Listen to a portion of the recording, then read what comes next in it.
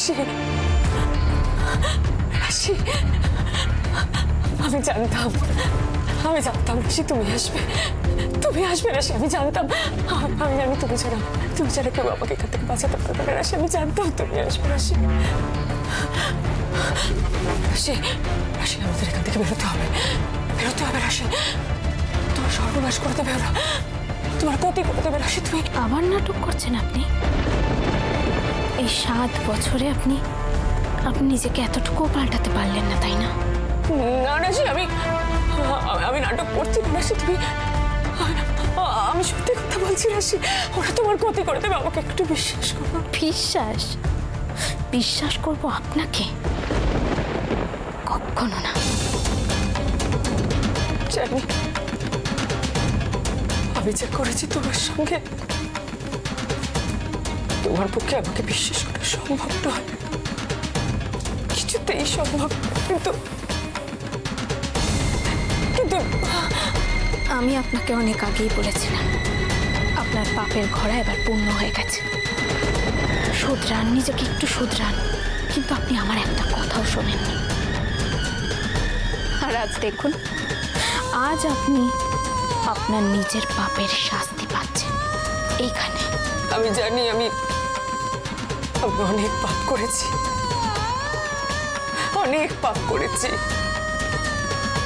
তোমার অনেক ক্ষতি করে দিয়েছি আমি, আর পাপ করেছি বলেই আজ আমার এই অবস্থা। আমাকে দিনের পর দিন এখানে বন্দি হয়ে থাকতে হচ্ছে। কে বন্দি করেছে আপনাকে?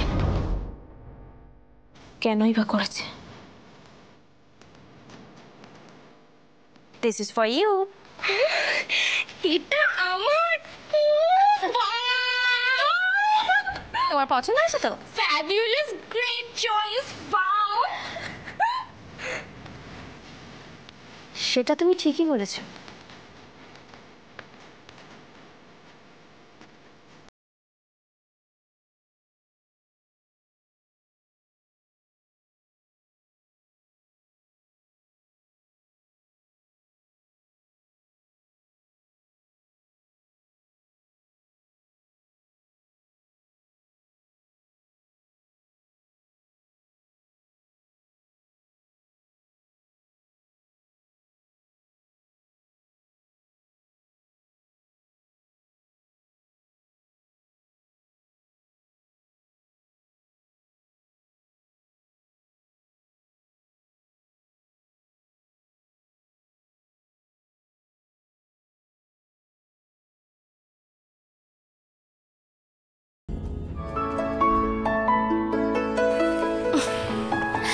পিকু, তুমি বিয়েতে কি পরবে? পাপার মতন সাজবো। ও হ্যাঁ, তুমি তো পাপার ছেলে, তুমি তো পাপার মতো করে সাজবে। আচ্ছা ঠিক আছে, আমি পাপার মতো একটা ড্রেস এনেছি, দাঁড়াও। এই যে, এই দেখো, পছন্দ হয়েছে? খুব পছন্দ হয়েছে। আচ্ছা ঠিক আছে, যাও তুমি এটা নানিকে দেখিয়ে এসো। গো, যাও যাও যাও। এই তোমার গয়নাগুলো একটু দেখাও না প্লিজ, একটু ট্রায়াল দিয়ে দেখো তোমাকে দেখি কেমন লাগছে। আচ্ছা টুইটি, গয়না ট্রায়াল নয়, সেটা একেবারে স্টেজে পারফরমেন্স হয়ে যাবে। আমি তো দেখি। ওকে, ওয়াও, দারুণ হয়েছে। ওয়াও। তবে যাই বলো, আমি কিন্তু এই বিয়েটাতে গ্র্যানিকে খুব মিস করব।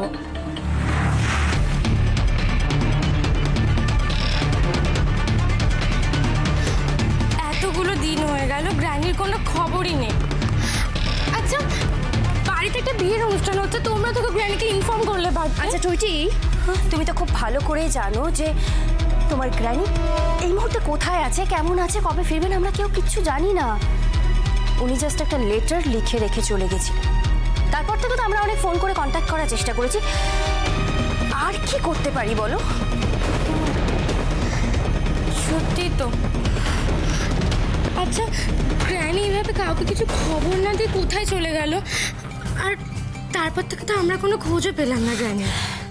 আমরা তো চেষ্টার কোনো ত্রুটি রাখি না ওনাকে খুঁজতে। কিন্তু উনি যদি নিজে থেকে কোথাও গিয়ে থাকেন তাহলে আমরা ওনাকে কিভাবে খুঁজবো? আচ্ছা আমরা একটা কাজ করতে পারি তো, তোমরা একটা কাজ করো, তোমরা না বিয়েটাকে এখন পোস্টপন করে দাও, এরপরে আমরা গ্র্যানিকে খুঁজে নিয়ে আসবো, তারপর তোমাদের বিয়ে না। আমি যখন বলেছি বিয়েটা কাল হবে, তার মানে বিয়েটা কালই হবে।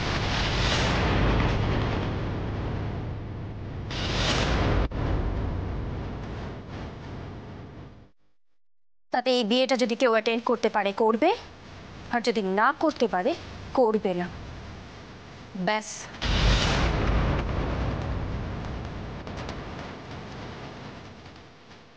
এই কদিনে মোহরের বিহেভিয়ারে কেমন একটা চেঞ্জ নোটিস করছি।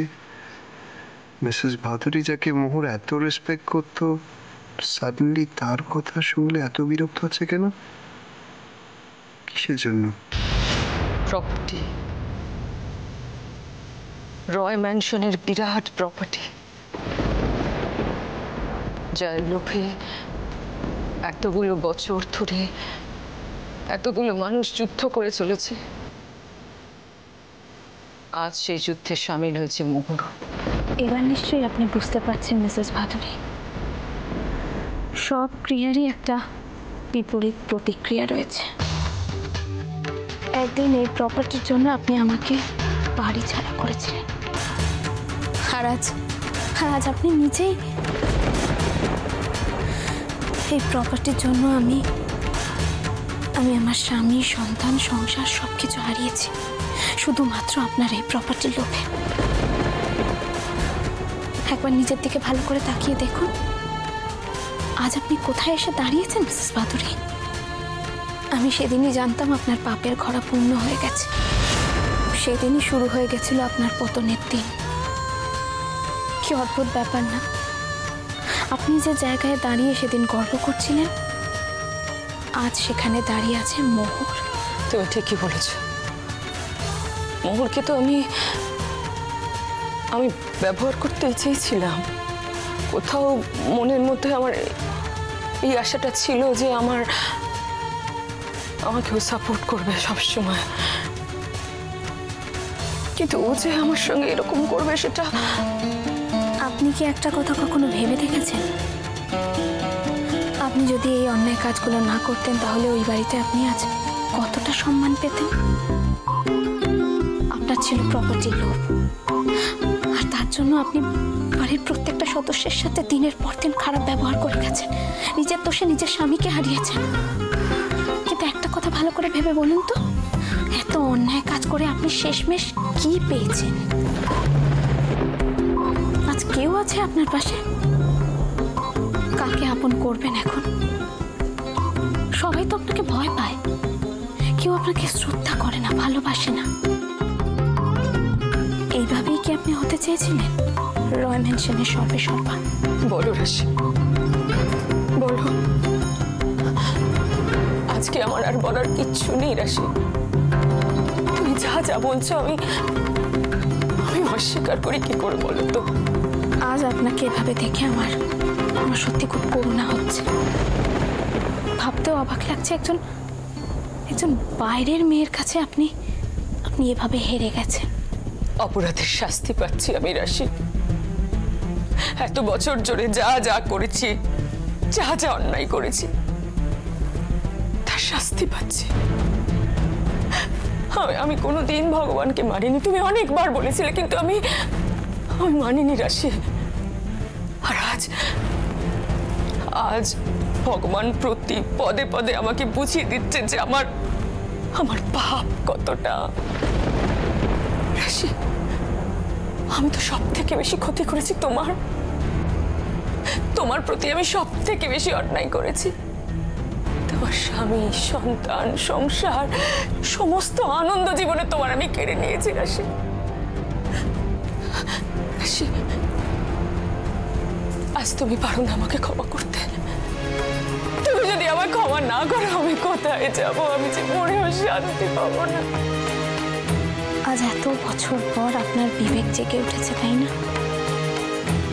কিন্তু একবার ভালো করে নিজের মনকে প্রশ্ন করুন তো, সত্যি কি আপনাকে ক্ষমা করা যায়? আর আমি কে? আপনার পাপের শাস্তি স্বয়ং রাধা মাধব আপনাকে দিয়েছে। আপনার চোখে আঙুল দিয়ে আপনার ভুলটা আপনাকে বুঝিয়ে দিয়েছে। পাপ পুণ্যের লড়াইয়ে যে সবসময় পুণ্যেরই জয় হয়,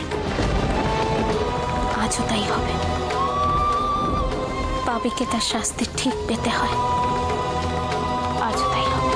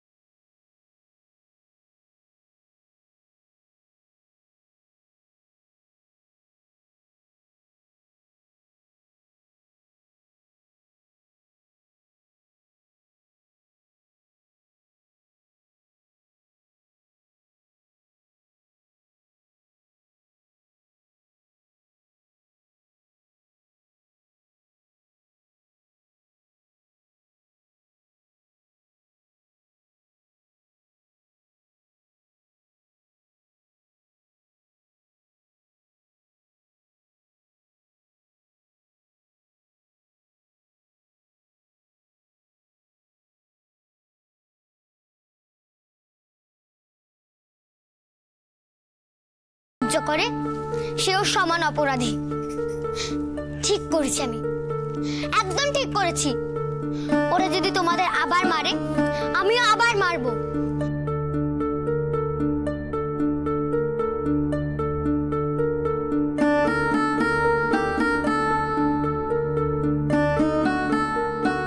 দেখো গঙ্গা, আমরা যেটা করতে পারিনি সেটা তিশি করে দেখিয়েছে।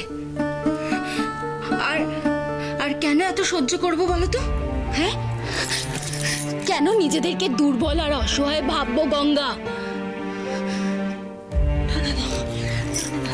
এই শোন শোন শোন, তুমি বুঝতে পারছো না ছোট বৌদি, আজকে আমাদের বাঁচানোর জন্য এই মেয়েটা যা করেছে, ওর অনেক বড় বিপদ হয়ে যেতে পারে ছোট বৌদি। পিসিমণি, আমার জন্য তুমি চিন্তা করো না, আমার কিচ্ছু হবে না। এই দেখো, আমার সাথে রাধা মাধব আছেন, উনি আমার কিচ্ছু হতে দেবেন না।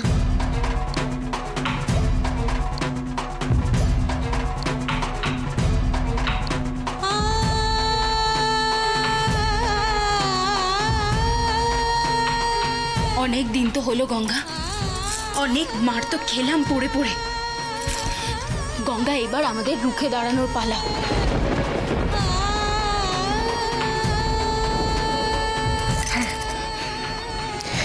এবার আমাদের রুখে দাঁড়ানোর পালা। অনেক অন্যায় সহ্য করেছি, আর না, এবার আমাদের দেখিয়ে দিতে হবে আমরাও পারি। এই কর্মকার বাড়ির ছেলেদের আর একটা অন্যায়, একটা পাপ আমরা সহ্য করব না। তার জন্য আমাদের ভেতরে কাউকে এই বাড়ির বাইরে যেতে হবে ছোট বৌদি। তারপর নিজের হাতে এই পাপের বিনাশ করব আমরা।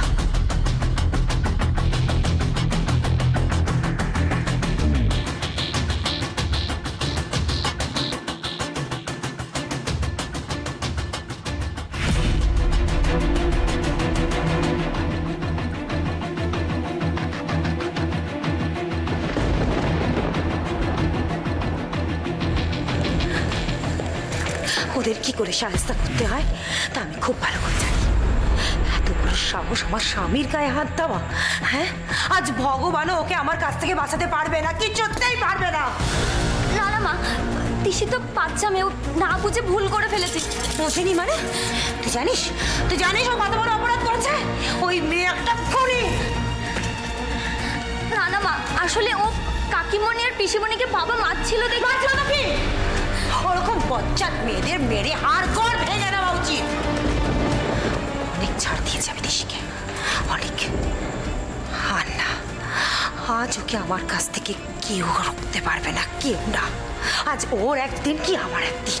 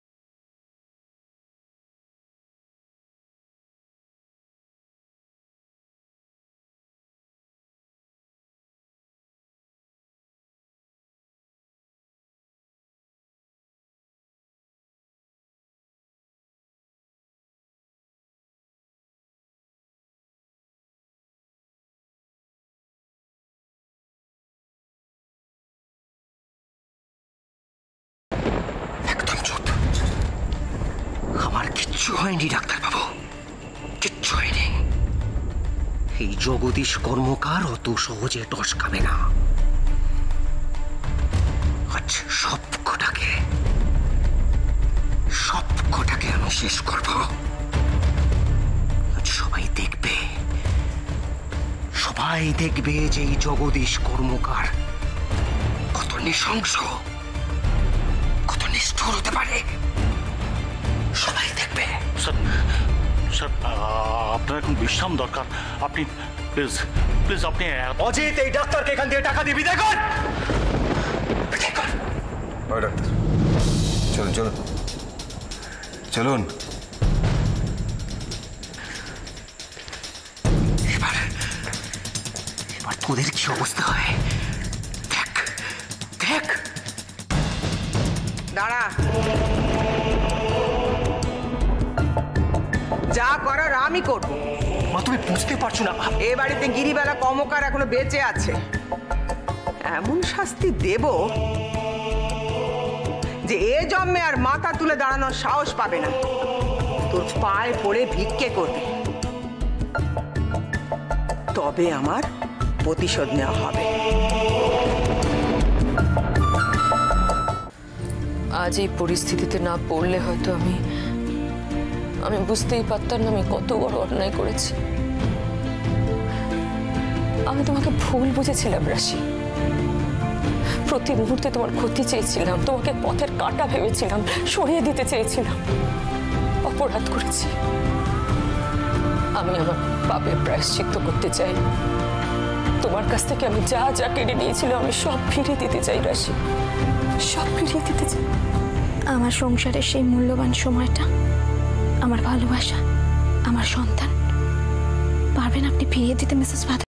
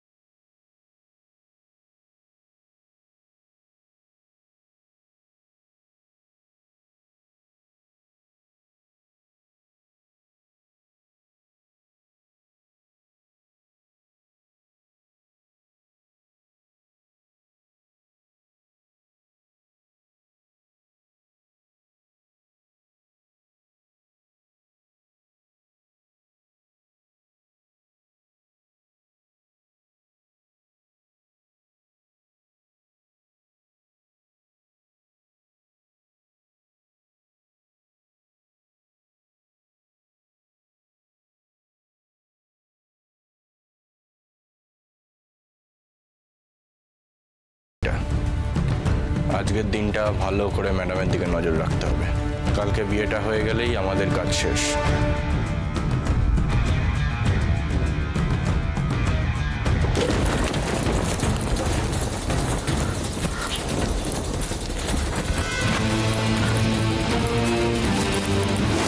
দাঁড়া।